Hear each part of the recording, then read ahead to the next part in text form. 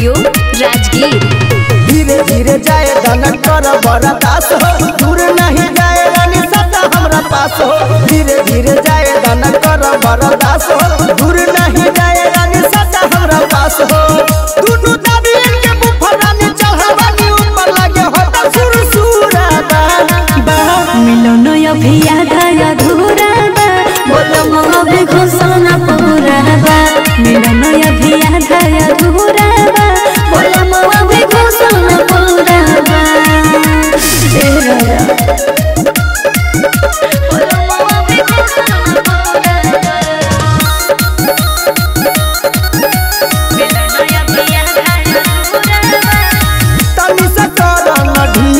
रहनी हवाला डाला तू पील रहनी मुड़ कर रंगे राजा चपक रहा, उठ से उठ सटा के तू काले झटक रहा।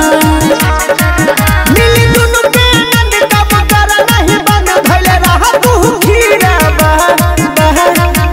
मिलन अभी आधा अधूरा बा, बोलो मोहब्बत घोषणा पूरा बा। मिलन अभी आधा अधूरा बा, बोलो मोहब्बत घोषणा पूरा बा।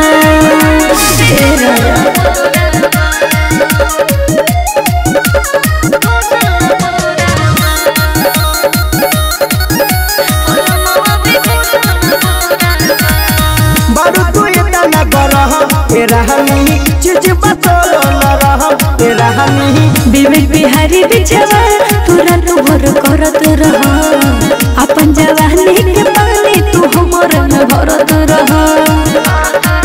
तोरा सुझ नहीं चीज कैले बारू तू चीज खाला लाल का खजूरा बा मिलन अभी आधा अधूरा बा, बोलो मोहब्बत घोषणा पूरा बा। मिलन अभी आधा अधूरा बा, बोलो मोहब्बत घोषणा पूरा बा। Shivangi recording studio Rajgir.